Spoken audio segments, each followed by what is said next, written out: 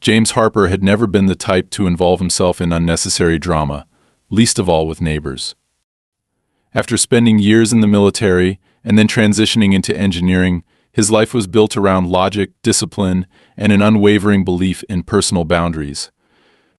That was one of the reasons he had chosen this house, a quiet, spacious property on the outskirts of a suburban neighborhood, with a large backyard that had the potential to be transformed into something truly remarkable.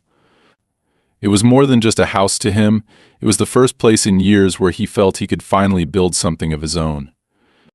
The backyard was supposed to become his personal retreat, a space where he could construct a fully equipped workshop, lay down a fire pit for cool autumn evenings, and plant the kind of trees that would give the property a timeless, secluded feel. He had plans, careful, detailed plans, the kind he had spent years learning to execute with precision. But on a quiet afternoon, those plans came crashing down the moment he pulled into his driveway and saw what had happened to his property. At first, he thought there had been some kind of mistake. Maybe a truck had broken down and someone had used his backyard as a temporary dumping ground. Maybe construction workers had left materials in the wrong place. But the closer he looked, the more horrifying the reality became. Right there on what was his land were two massive shipping containers, stacked side by side, towering over the yard like industrial intruders. Their thick metal surfaces were rusted in places, the dull gray paint peeling under years of exposure to the elements. They were locked, heavily secured with thick padlocks, as if whatever was inside was valuable or worse, dangerous. James stepped out of his truck, his boots crunching against the gravel as he approached the containers. The air smelled of oil and metal, a stark contrast to the fresh scent of the pine trees that lined the far end of his yard. His pulse was steady, but his jaw tightened as he took in the absurdity of what he was seeing.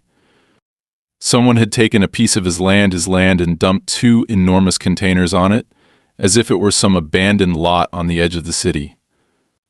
He barely had time to process the violation before he heard the voice behind him. "Oh, you're back earlier than I expected," said a woman's voice, smooth and self-assured. James turned to see her standing at the edge of her own neatly trimmed lawn, holding a steaming cup of coffee, as if this were just another ordinary day. Karen Doyle. The neighbor from hell. She was in her late 50s, meticulously put together in that way that screamed calculated control, perfectly styled blonde hair that didn't move even in the slight afternoon breeze, a pressed beige cardigan over a floral blouse, and that ever-present smirk that made it clear she thrived on being an inconvenience to everyone around her. Karen had a reputation in the neighborhood, though no one ever said it outright. People avoided her not because she was loud or outright aggressive, but because she was the kind of person who made herself a problem in the most infuriating ways possible. She had an exhausting ability to twist situations to her advantage, making her the perpetual victim in any conflict. James exhaled slowly, his patience already wearing thin. "Karen," he said, his voice calm but firm, "mind explaining why there are two massive shipping containers on my property?" She took a slow sip of her coffee, completely unfazed. "Oh, those? Yeah, I had them delivered a couple of days ago. Needed some extra storage space." James stared at her, waiting for the punchline. When it didn't come, he folded his arms across his chest. "On my land?" Karen tilted her head, her expression one of pure condescension. "Well, I wouldn't say it's your land exactly. See, I had a survey done recently, and it turns out the original property lines were a bit off. Turns out this section actually belongs to me. Crazy, right? I was just as surprised as you." James felt his fingers twitch with the urge to rub his temples, but he kept his composure. He wasn't the type to jump to conclusions, but everything about this felt wrong. "You had a survey done?" he repeated slowly. "That's right," Karen said, as if this were the most casual conversation in the world. "And the best part? It's all official now. I filed the paperwork, and, well, the city records reflect the correction. So these containers? They're right where they belong." James didn't respond immediately, His mind was already shifting gears, analyzing her words, breaking them down, searching for the flaw in her story. A survey? He hadn't been notified about any survey. And property lines didn't just change overnight. It took months of paperwork, legal notifications, approvals from multiple departments. The fact that she was claiming it had already been finalized was a red flag the size of those damn shipping containers. Karen must have noticed his skepticism because she let out a soft laugh and waved her free hand dismissively. "Oh, don't look so tense, James. I know this is probably confusing for you, but trust me, everything's been handled through the proper channels. Nothing to get worked up about." James took a step closer, lowering his voice just enough to let her know he wasn't buying a single word. "If you think I'm going to let you just take a part of my property because of some shady paperwork, you're out of your mind." Karen's smile didn't falter, but there was a flicker of something else behind her eyes. Amusement. She thrived on exactly this kind of situation, pushing people to their breaking point, while keeping just enough plausible deniability to avoid outright consequences. "You're welcome to check the records yourself," she said, taking another slow sip of coffee. "But I wouldn't waste too much energy fighting this. The city already signed off on it. You know how these things work once the ink is dry. It's pretty much impossible to undo. So maybe, instead of getting all worked up, you should think about how we can make this work for both of us." There it was. The real reason she had come outside. James narrowed his eyes. "And what exactly do you mean by that?" Karen shrugged, setting her empty mug down on the low stone wall that separated her pristine flower beds from his yard. "Well, I could be convinced to let you rent the space back from me," she said, as if she were doing him a favor. "For a reasonable fee, of course." James felt his entire body go cold. This wasn't some misunderstanding. This was a setup. Karen hadn't accidentally filed a property dispute. She had planned this. She had found a way to manipulate the system just enough to make a fraudulent claim seem legitimate, and now she was trying to turn it into a profit. For the first time since this conversation started, James allowed himself to smile. It was small, barely there, but it was enough to make Karen hesitate. "Karen," he said, his voice so calm it was almost unsettling, "I hope you enjoy those containers while you can. Because I promise you this is going to end very badly for you." And with that, he turned and walked back toward his house, already calculating his next move. She thought she had won. She had no idea who she was dealing with.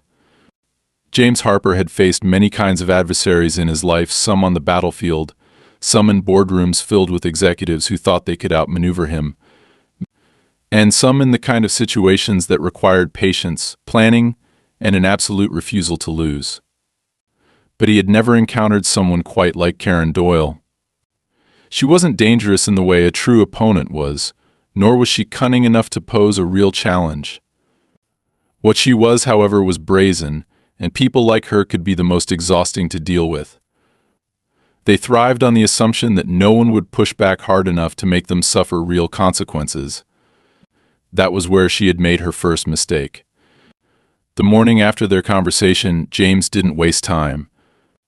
He wasn't the type to stomp over to someone's house, yelling and demanding answers like an idiot in a bad reality show. No, he knew better. He documented everything first. He took high-resolution photos of the shipping containers from multiple angles, ensuring he had timestamps saved in case this turned into a legal battle. He recorded every inch of his property lines, including his original survey documents, which were still in his records from when he had purchased the house. He had spent enough time in engineering to know that paperwork was king. By noon, he was at the county clerk's office. It was a tedious process, but he knew that if Karen had managed to pull off a land grab, there would be a paper trail. And sure enough, after waiting in a stuffy office filled with people complaining about everything from parking violations to zoning disputes, James was finally handed a file that made his stomach tighten with a mix of anger and amusement. Karen had filed a claim of boundary discrepancy 4 months ago before he had even moved in. According to the documents, the previous owner of James's house had been notified of the claim, but since the owner had been in the process of selling the property, it They had never responded. That meant, in the eyes of local bureaucracy, the claim had gone uncontested, which allowed Karen to move forward with adjusting the records. James exhaled slowly, gripping the file a little tighter. It was legal manipulation at its finest. She hadn't forged anything, at least not in a way that would be easy to prove. Instead, she had simply played the system, taking advantage of the fact that the previous owner hadn't been around to fight it. The government, ever efficient and ever lazy, had rubber-stamped the approval without so much as a second glance. He handed the documents back to the clerk. "I want to file a dispute against this claim." The woman behind the counter barely looked up as she flipped through the paperwork. "You'll need to submit an official appeal through the Land Records Division. There's a waiting period of," she paused, clicking through something on her computer. "Looks like about 60 to 90 days before a caseworker will review it." James clenched his jaw. 60 to 90 days? The clerk nodded, completely indifferent to the fact that he was currently being robbed in broad daylight. "Unless you have evidence of fraud or an immediate safety concern, that's the standard processing time." James could already see the problem. If this went through normal channels, it would take months. And even if he won the dispute, Karen could stall with appeals. By then, she might have turned this into a financial nightmare. Hell, she might even sell the land to someone else just to complicate things further. This wasn't going to be handled through simple legal procedures alone. He needed a different approach. That night, James sat on his back porch, staring at the containers that loomed over his yard like rusted, oversized tombstones.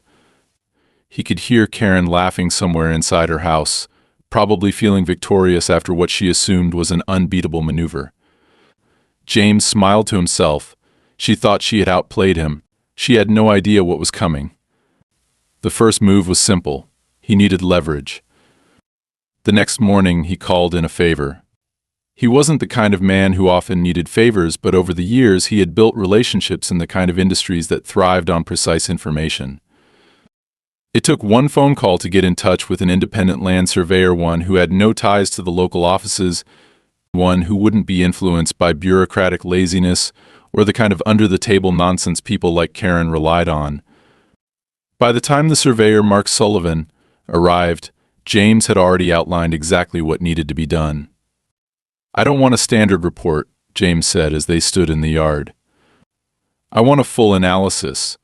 Any irregularities in the filing process, anything that contradicts historical records, anything that could indicate misrepresentation."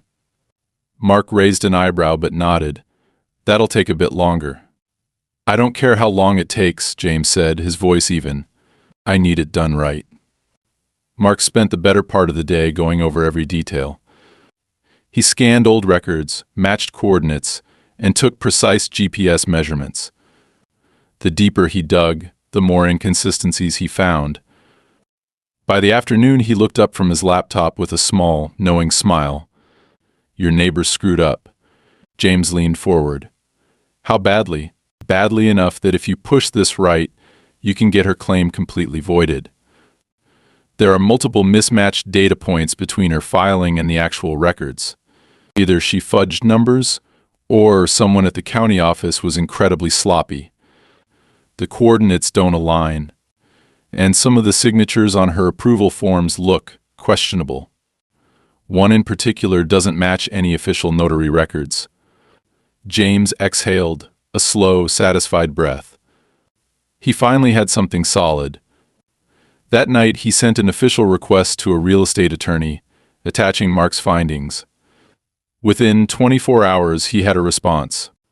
The case was strong enough to demand an immediate injunction. If Karen thought she had months to enjoy her stolen land, she was about to have a very unpleasant surprise. But James wasn't just going to take back his land. That would be too simple. No, he wanted to make sure that when Karen fell, she fell hard enough that she wouldn't be able to pull a stunt like this again. 2 days later, Karen received her first legal notice, and for the first time since this started, James saw something new in her expression. It wasn't amusement. It wasn't confidence. It was uncertainty. And that was exactly what he wanted. Because this fight wasn't just about land anymore. This was war. James had been through enough conflicts in his life to recognize the moment when an opponent realized they had miscalculated. That flicker of uncertainty, the sudden hesitations where before there had only been arrogance he saw at the moment Karen read the legal notice. She stood on her porch, clutching the thick envelope in one hand while the other gripped her coffee mug with a little too much force. Her mouth was slightly open, and though she quickly tried to mask her reaction with an exasperated sigh, James had already seen everything he needed to see. She hadn't expected him to fight back. For a brief second, he thought she might march straight over and launch into a tirade about how he was being unreasonable, how she had done everything by the book, and that this was all a misunderstanding. But instead, she turned abruptly, stepping back inside her house and slamming the door behind her.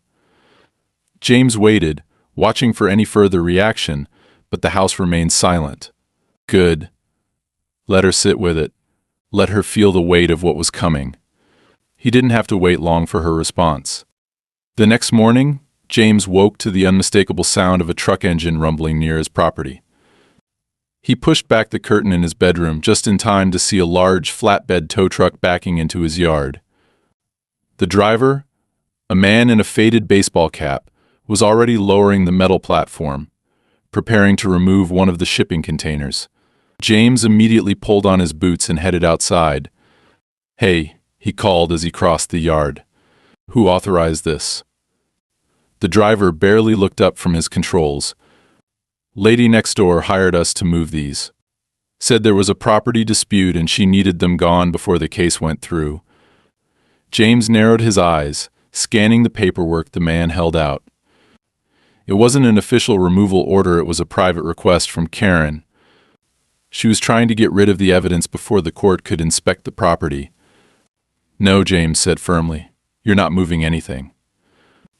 The driver sighed, rubbing his temple as if he had dealt with 100 similar situations before. "Look, man, I don't care about whatever's going on between you and your neighbor. I was paid to haul these off. Either they go or I leave and you still get billed for the job." "You're not moving them," James repeated. "Because right now those containers are under a legal hold as part of an ongoing dispute. If you touch them, you could be interfering with evidence in a property case." The driver hesitated this time. Clearly he wasn't getting paid enough to deal with this level of pushback. "Fine," he muttered, climbing back into his truck. "Not worth the hassle."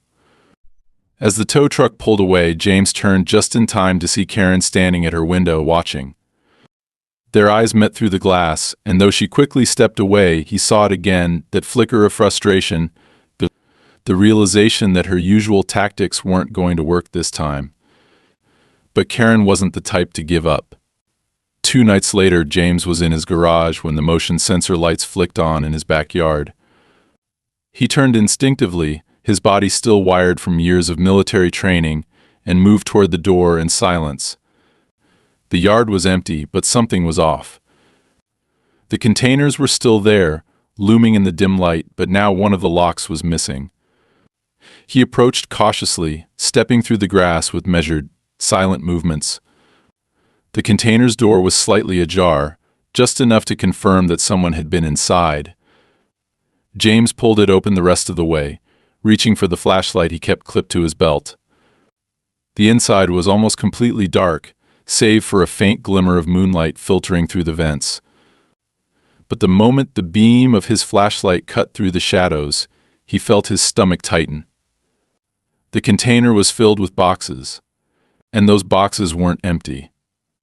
James had assumed Karen was using the containers for personal storage, old furniture, maybe seasonal decorations, the kind of useless junk people accumulated over the years.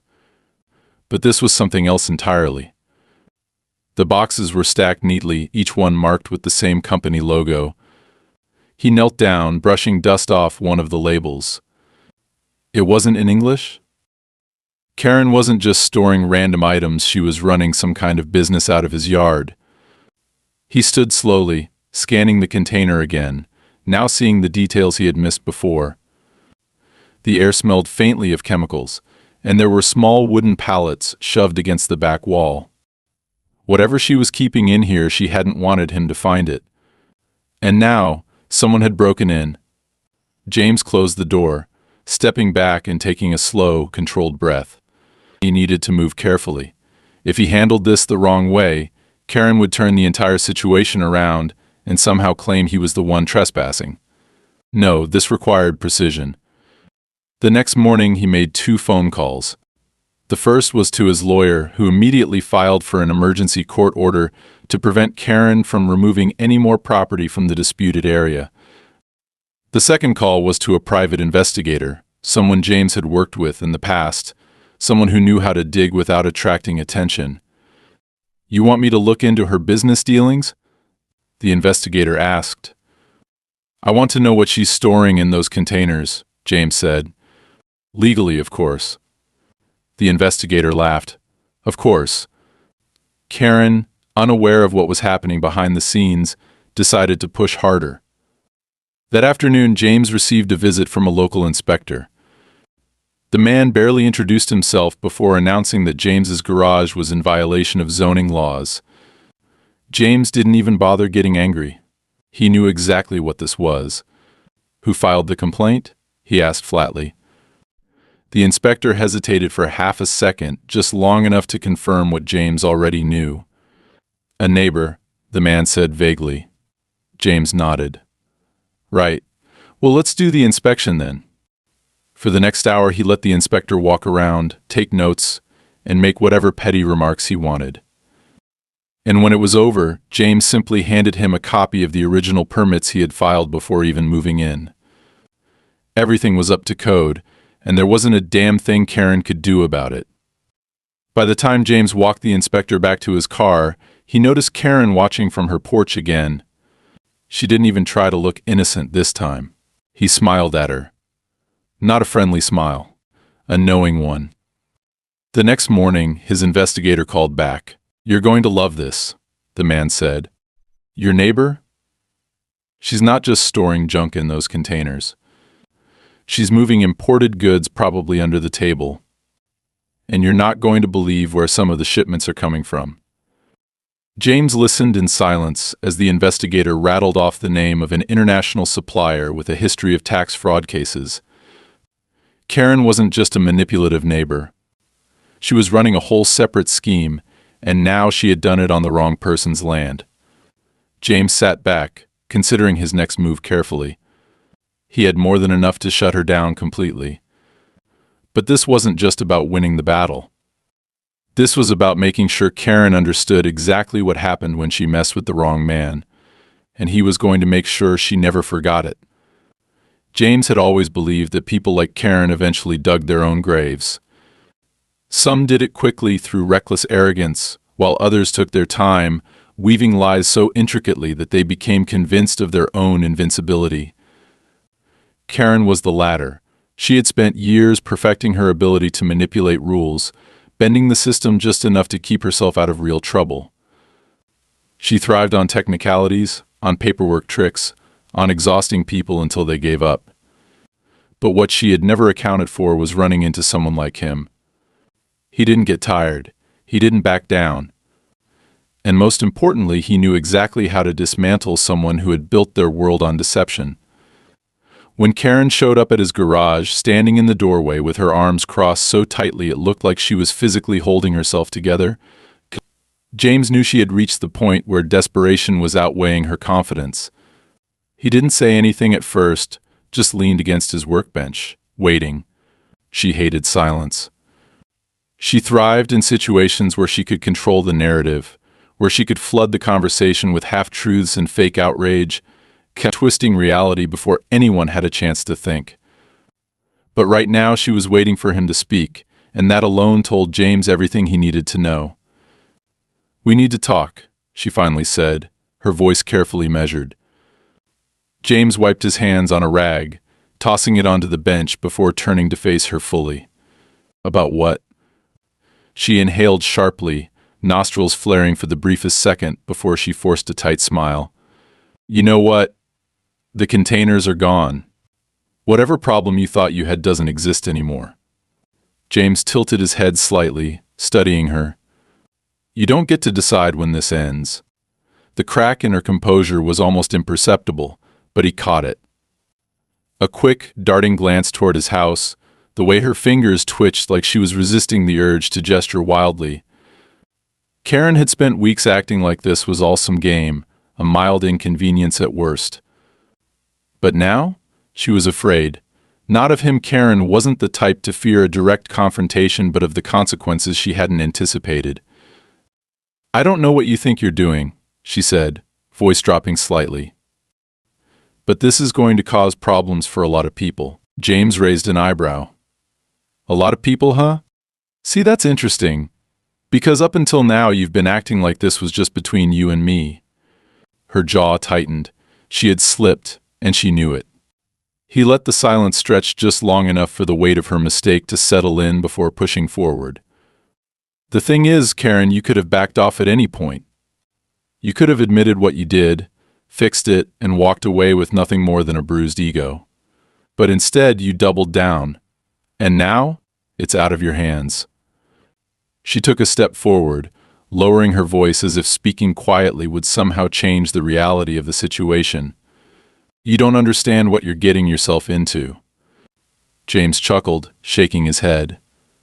That's where you're wrong. I understand exactly what I'm getting into. And you know what the best part is? I don't think you do. Karen's fingers curled at her sides, and for a brief moment, James saw something that almost resembled regret flash across her face. But regret wouldn't fix this. Nothing would. The wheels were already in motion, and whatever she had been trying to hide, whatever she had involved herself in, was about to come crashing down. By the next morning, the legal process had escalated. His lawyer had secured an emergency property review, meaning officials would be personally inspecting the land, the records, and every discrepancy Karen had tried to slip through unnoticed. But that wasn't the real problem. The real problem for her was that the police had officially opened an investigation.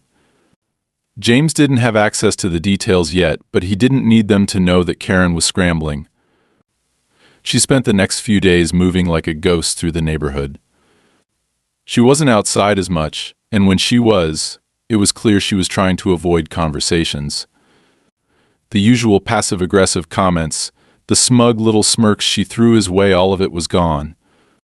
On the fourth day, James noticed something even more telling.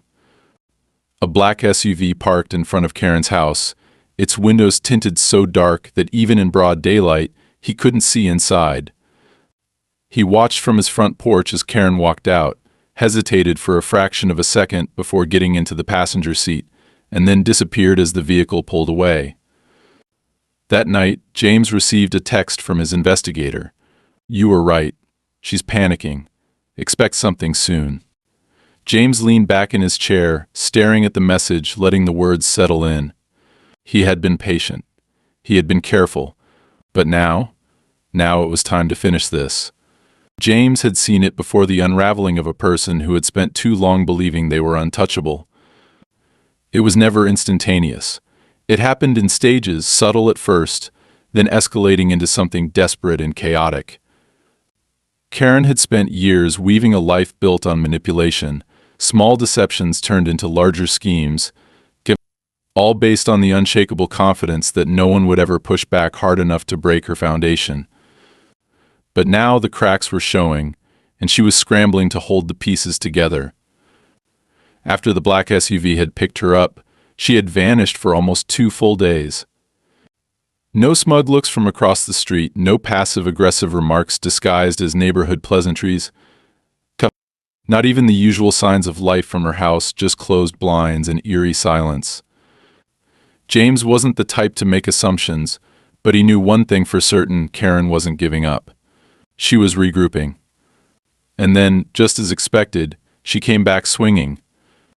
James woke up to the sound of something heavy crashing onto his driveway. He was out of bed in an instant, the old instincts kicking in before his brain had fully processed the situation. By the time he stepped outside, the morning air still crisp with the lingering chill of the night, he was already bracing himself for whatever mess Karen had decided to unleash next. What he saw made him stop short.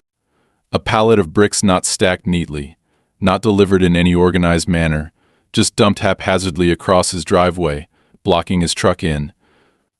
It wasn't just a minor inconvenience. It was deliberate, meant to send a message, meant to remind him that she could still make his life difficult. James let out a slow breath, his fingers flexing at his sides as he stared at the pile. Petty, predictable, useless. But it wasn't the move of someone who was in control. It was the move of someone who was losing and didn't know how to stop it. Karen's front door creaked open before he even had the chance to turn toward it. She stepped onto her porch, coffee in hand, an expression that was almost casual except for the way her grip on the mug was just a little too tight. "Oh no," she said, feigning concern. "Looks like someone made a mistake with that delivery." Shame, really. It's so hard to find competent workers these days. James stared at her, unmoving. He could have responded. He could have thrown her own game back in her face, called her out for the pathetic stunt, made it clear that he saw right through her. But he didn't. Because people like Karen fed off reactions, and the one thing she couldn't handle was being ignored. So instead, he turned away, pulled out his phone, and made a call, not to the police. Not to his lawyer, to a contractor. "I need a team out here in an hour," he said. "Bring a truck." By the time the crew arrived, Karen was watching from her window, probably expecting some kind of dramatic confrontation and waiting for him to throw a fit or storm over to her house demanding explanations. Instead, James simply directed the workers to clear the bricks but not off his property. No, he had other plans for them. 2 hours later, Karen stepped outside again, her gaze immediately locking onto the 8-foot wall of bricks now stacked along the edge of his property line, completely blocking her view of his yard. James smiled. "Since you were so generous with the materials, I figured I'd put them to good use." Karen's face twitched, but she said nothing. She had expected retaliation, just not this. Not something that turned her own move against her. But she wasn't done yet. The next escalation came in the form of a building permit violation notice, taped to his front door, just after sundown. James read through the paperwork, unsurprised to see that it had been filed under an anonymous complaint, though anyone with a functioning brain could figure out exactly who was responsible. The claim? That his property modifications were in violation of neighborhood regulations and would need to be reviewed before any further construction could continue. James chuckled to himself as he stepped back inside. Karen really was grasping at straws now. That night, he received another message from his investigator. "You were right about her business. But here's the part you'll love. Turns out, she's been using multiple fake LLCs to move assets. Some of those filings are flagged for fraud. If I were you, I'd make a call." James didn't hesitate. He dialed his lawyer immediately. "I need you to forward everything we have to the Financial Crimes Division," he said. "And while you're at it, put in a request for a full audit of her property holdings." Karen wanted to play games? Fine. Let's see how she liked playing them at a level she couldn't control. By the next morning, the consequences had already begun. A compliance officer arrived at Karen's house, clipboard in hand, speaking to her in tones that suggested this was no ordinary review. She was arguing James could hear the sharpness in her voice even from across the street, but it wouldn't matter. Because this wasn't something she could talk her way out of. But Karen, to her credit, still wasn't ready to roll over. That evening, James noticed a different car parked in front of her house. Sleek, dark-tinted windows, the kind of vehicle driven by people who preferred their business to stay private. The man who stepped out was tall, dressed in a suit that was just a little too sharp for a casual visit. James didn't need an introduction to know exactly what was happening. Karen had called in a favor. She had spent years making connections, finding ways to place herself in the good graces of the kind of people who could make problems disappear if the price was right. And now she was cashing in. James sat on his porch, watching as Karen spoke in hushed tones with the man, her hands moving in quick, frustrated gestures. She was explaining, convincing, bargaining. The man listened, impassive, then eventually gave a small nod before getting back into his car and driving away. James already knew what was coming next, and he was ready for it. By midnight, his power went out. James woke to the sudden absence of the low hum of his appliances, the subtle shift in temperature as the heating system shut down. He sat up slowly, instinctively reaching for his phone, only to find that his Wi-Fi was out too. Coincidence? Not a chance. By the time he stepped outside, his backup generator humming to life in the background, he wasn't surprised to see a utility worker's van parked at the end of the street. A man in an unmarked uniform stood beside the transformer box, looking far too focused on something that shouldn't have required this much attention at this hour. James walked up behind him, keeping his voice level. "Something wrong?" The man flinched, straightening abruptly. "Routine maintenance," he said quickly. Too quickly. James nodded slowly. "Funny, because I own this transformer. And I didn't request any maintenance." The man hesitated for half a second too long. James took a step closer. "Try again." The man's eyes darted to the side toward Karen's house. James didn't even need him to answer. He exhaled, shaking his head. "Tell whoever sent you that they're running out of moves." The man didn't respond, but a few minutes later he was gone, his van disappearing down the road. James turned back toward his house, letting a slow, satisfied smile cross his face. Karen had called in reinforcements, and they had already failed. This wasn't just about property anymore. This was a full-scale war, and Karen had just made her last mistake. James had always known that Karen would push things too far. People like her didn't know how to stop, didn't understand when to cut their losses and walk away before things spiraled completely out of their control. She had been so used to manipulating situations, twisting reality in her favor, convincing herself that she was the smartest person in the room, that she had failed to see the moment when the ground beneath her had begun to crumble. Now she was standing at the edge of a cliff, but she was still so convinced she could bluff her way out of it that she didn't even realize she was about to fall. The power outage had been her last desperate attempt to intimidate him, a move designed not to inflict any real damage but to remind him that she could still reach into his life and cause problems when she wanted to. It was supposed to make him hesitate, to make him second-guess whether this fight was really worth the effort. But it had the opposite effect. When Karen sent someone to cut his power, it wasn't just a nuisance, it was a crime. And that meant she had finally crossed the line from being a manipulative neighbor to being someone who was officially under investigation. And James had no intention of letting her weasel her way out of it. The next morning, James made another call to his lawyer, informing him of what had happened the previous night. He kept it brief, explaining that Karen had tampered with his utilities, likely with the help of someone who wasn't technically supposed to be in the area at all. Within an hour, the lawyer had already filed an official report, and James had no doubt that when the power company looked into it, they would find more than enough evidence to escalate the situation. Karen had spent years bending the rules, but this time she had left her fingerprints all over the mess she had created. By noon, the real storm had begun. 2 official-looking vehicles were parked outside Karen's house, and she was standing on her porch, arms crossed, trying to argue with 2 men who were clearly not interested in listening to her excuses. James didn't even have to hear the conversation to know exactly what was happening. Someone, most likely the investigator he had hired, had finally put enough pieces together to send the case up the chain, and now Karen was realizing just how deep she had buried herself. She tried to argue, that much was obvious. Her hands were moving in sharp, frustrated gestures, her expression flickering between disbelief and forced outrage. She pointed toward James's house more than once, no doubt trying to spin some version of reality where he was the real problem, where she was the victim of an overzealous neighbor with too much time on his hands. But it wasn't working.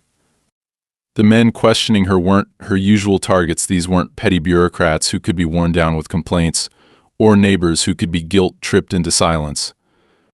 These were professionals who had seen every trick in the book, and Karen's usual brand of manipulation wasn't going to get her out of this. James stayed inside, watching from his window, because he had no interest in engaging with her directly. He had done everything by the book, had made sure that every step he took was not just legal, but airtight.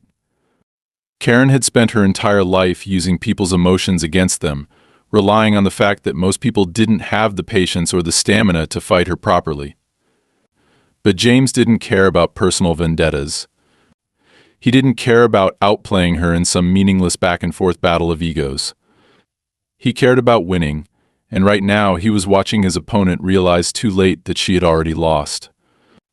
An hour later, the cars were gone, and Karen had retreated back inside her house. James expected some kind of retaliation, some last-ditch effort to regain control of a situation that had slipped too far out of her grasp. But nothing happened. No fake complaints, no passive-aggressive stunts, not even so much as a dirty look from her front window. For the first time since this entire mess had started, Karen was silent, and that silence was more satisfying than any argument could have ever been. But James wasn't done yet. He had spent weeks dealing with Karen's tactics, deflecting her nonsense while slowly dismantling every trick she had used to hold onto stolen property, to cover up her fraudulent business dealings, to paint herself as the victim whenever things didn't go her way. Now it was time to make sure that when she fell, she didn't get back up. That afternoon, James received a call from his lawyer. "It's official," the lawyer said, his voice tinged with something that sounded suspiciously like satisfaction. "The fraud charges are moving forward. And since the property dispute was part of her business scheme, she's looking at some serious consequences." James exhaled slowly, letting the weight of those words settle in. What kind of consequences? "Her accounts are being audited," the lawyer said. "Her business licenses are under review. And if the state decides to prosecute, she could be looking at felony charges." James didn't smile. He didn't celebrate. He had already known this was coming. Karen had done this to herself, and now she was finally facing the reality of what happened when you spent too long assuming that the rules didn't apply to you. By the next morning, Karen's house was no longer just her house. There was a foreclosure notice taped to her door, an official document stating that due to financial irregularities and outstanding legal matters, her property had been seized for review. She was losing everything. James didn't see her for the rest of the day. No sudden appearances on the porch, no fake conversations in front of the other neighbors, no attempts to turn the situation into something it wasn't. She had finally gone quiet, and this time it wasn't a tactical retreat. It was defeat. And then 2 days later, her car was gone. No moving trucks, no signs of a planned exit. Just an empty driveway and a house that no longer belonged to her. James stood on his porch that evening, staring across the street at the now abandoned property. For the first time in weeks, he felt something close to peace settling in. Not satisfaction, not even relief, just the quiet understanding that this was over, and that Karen, for all her scheming, had finally reached the end of the road. And the best part? He wasn't just free of her. By the end of the week, he had officially placed a bid on her house. Because if Karen had spent all that time trying to take his land, it only seemed fair that he should take her home in return. And this time, she wouldn't be able to do a damn thing about it. James had never been the type to gloat, and he wasn't about to start now. Victory, as satisfying as it was, didn't need a grand display. The best kind of win was the one where the other person knew, deep down, that they had been completely and irreversibly defeated, or they had no choice but to sit with the realization that they had lost everything, and that it was entirely their own doing. Karen had spent years perfecting her ability to manipulate people, to skirt the edges of legality, to twist situations in her favor with just enough plausible deniability to keep herself from facing real consequences. But this time there had been no way out. No loopholes left to exploit, no distractions she could throw in someone else's direction. This time she had run out of road. It took a few days for the final pieces to fall into place. Karen hadn't returned since the foreclosure notice had gone up, and her house sat eerily still, the blinds shut tight as if she thought that would somehow keep the reality of her situation from creeping in. James didn't know exactly where she had gone, but it didn't matter. The property was no longer hers, and she had no say in what happened next. He had placed his bid the moment it was listed for sale, and since no one else was particularly eager to buy a house tangled up in legal disputes, it had been an easy acquisition. The final paperwork had gone through that morning, and now, as far as the law was concerned, Karen Doyle's house belonged to James Harper. It was poetic in a way. She had tried to steal a piece of his land, confident that she could bully and manipulate her way into keeping it. She had escalated every step of the fight, pushing further and further and further, convinced that she could outlast him, that she could make things so unbearable that he would eventually give up. And yet, here he was, standing in front of her former home, holding the keys to a house she would never set foot in again. James stepped onto the porch, taking his time as he unlocked the front door and pushed it open. The house was quiet, almost unnervingly so, stripped of the presence that had once made it an extension of Karen's control over the neighborhood. The furniture was gone, the walls bare, but there were still traces of her everywhere, the faint scent of her expensive, overpowering candles, the neatly labeled switch plates. The custom curtains that looked like they had been designed specifically to remind anyone who entered that this was her space, her domain, her world, or at least it had been. He walked through the empty rooms, making a mental note of what needed to be done. The place wasn't in bad shape, but there were small details that needed attention, remnants of Karen's personality that he wanted gone. The pristine, color-coordinated organization of the cabinets, the aggressive AOA notices she had kept pinned to the fridge like trophies, the way the entire house felt like it had been meticulously curated to intimidate rather than welcome, all of it had to go. James had no sentimental attachment to the property. He wasn't planning to live here. He had bought it because it was the ultimate, undeniable closing chapter to the entire mess Karen had created. She had fought so hard to hold on to control, to assert dominance, to make herself the unavoidable force in his life. And now she was nothing more than a bad memory attached to a house that no longer belonged to her. Over the next few weeks, James oversaw the process of clearing the house out completely. He hired contractors to repaint the walls, to strip away anything that had Karen's fingerprints on it, to make it completely unrecognizable from the place she had once lorded over. He didn't keep a single thing she had left behind. Every piece of furniture, every decorative fixture, every carefully chosen element designed to remind people that Karen Doyle had once lived here, all of it was removed. By the time the renovations were done, it was a different house entirely. The neighbors, most of whom had spent years enduring Karen's exhausting presence, seemed to breathe easier once she was gone.